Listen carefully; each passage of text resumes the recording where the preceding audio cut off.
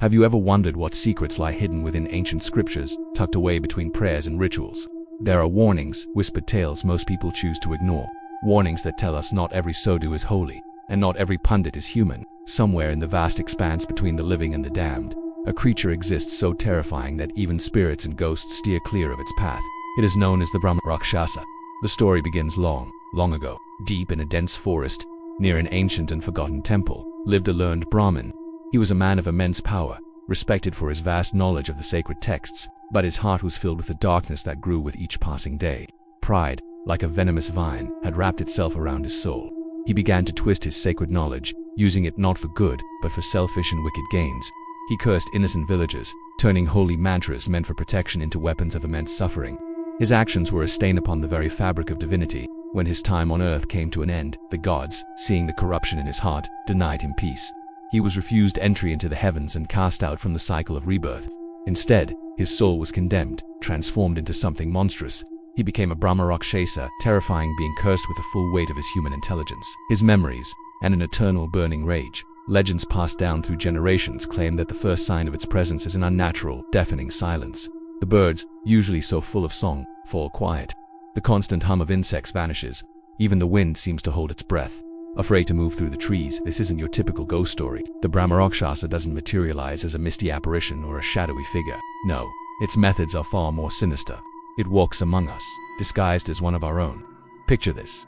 One moonless night, a group of weary travelers, exhausted from their long journey, decide to rest beneath the sprawling branches of an ancient banyan tree. As they settle down, they notice they aren't alone.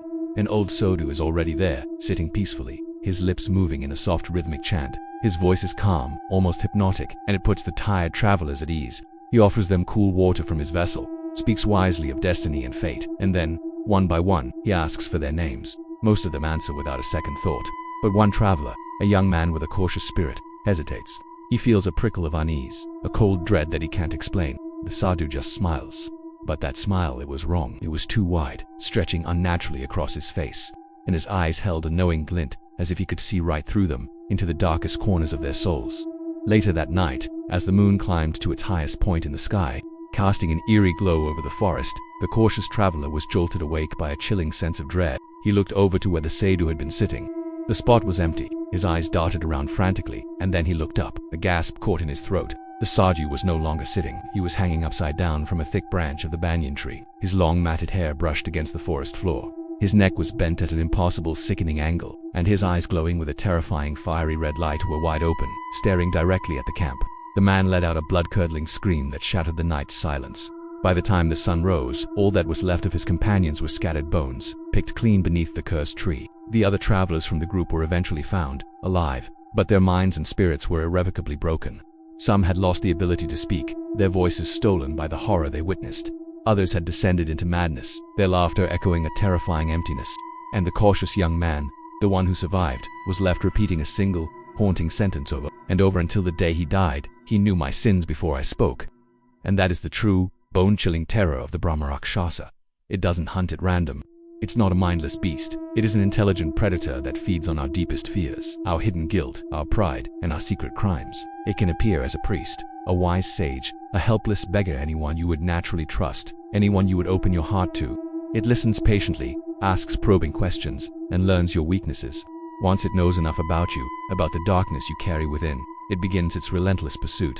The ancient texts are clear. If you ever have the misfortune of seeing a Brahmarakshasa in its true, horrifying form hanging upside down from a tree, with those glowing red eyes, it is already too late. To look into its eyes is to invite a swift and certain death. They say that mortal humans cannot fight a Brahmarakshasa. Physical weapons are completely useless against it. Sacred mantras, the very tools of power it once wielded, will fail if they are spoken with even a hint of fear in your heart.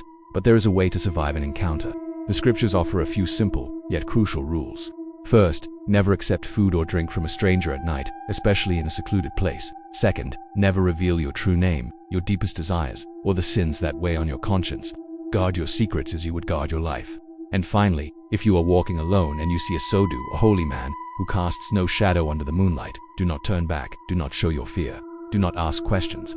Just walk away, calmly and deliberately, without running. Because the Brahmarakshasa does not need to chase its prey. It is patient. It waits, and it knows you'll eventually make a mistake. Thank you for joining me on this journey into one of India's darkest legends. If you enjoyed this story, make sure to like, subscribe, and hit that notification bell so you don't miss our next dive into the unknown.